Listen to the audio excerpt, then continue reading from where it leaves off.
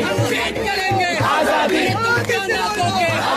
हम लेके रहेंगे क्या बोलो आजादी।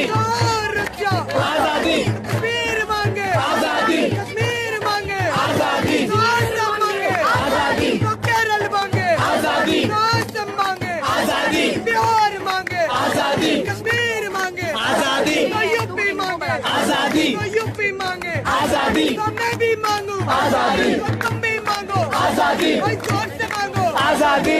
और जोर से आजादी। और जोर से आजादी। और ऊंचा आजादी। और ऊंचा आजादी। और ऊंचा आजादी। आजादी। आजादी।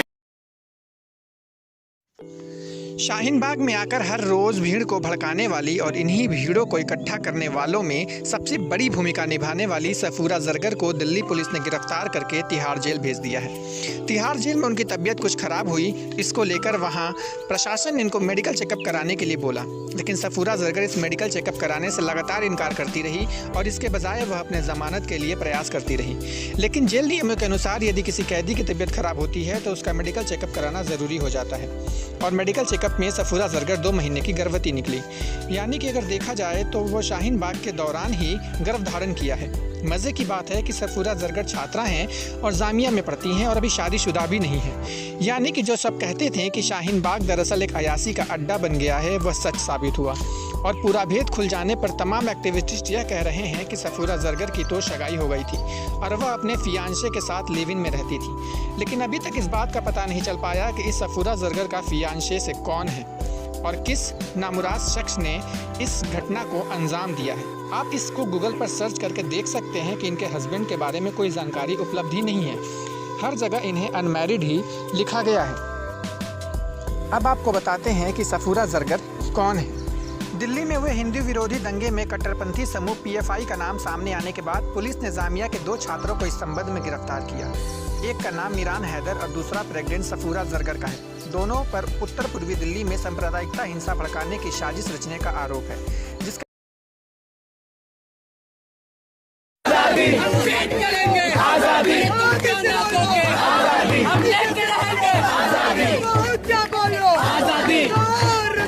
आजादी कश्मीर मांगे आजादी। कश्मीर मांगे आजादी। आसाम मांगे आजादी। तो केरल मांगे आजादी। आसाम मांगे आजादी। बिहार मांगे आजादी। कश्मीर मांगे आजादी। तो यूपी मांगे आजादी। तो यूपी मांगे आजादी। तो मैं भी मांगू आजादी। तो तुम भी मांगो आजादी। भाई जोर से मांगो आजादी। और जोर से आजादी। और जोर से आजादी। और ऊंचा आजादी। और ऊंचा आजादी। और ऊंचा आजादी। आजादी। आजादी।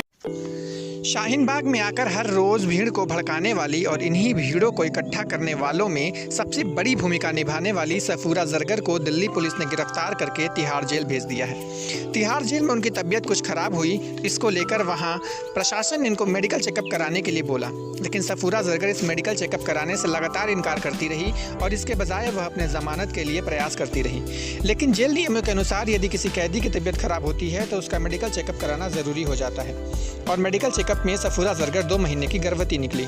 यानी कि अगर देखा जाए तो वो शाहीन बाग के दौरान ही गर्भ धारण किया है।